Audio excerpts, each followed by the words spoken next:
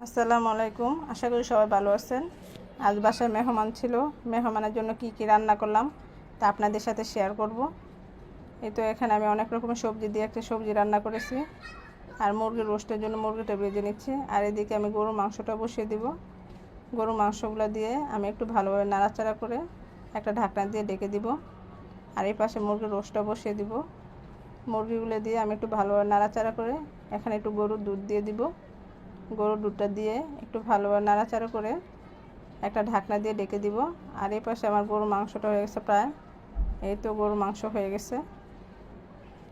এই ছিল আজকে মেহমানদের জন্য আয়োজন।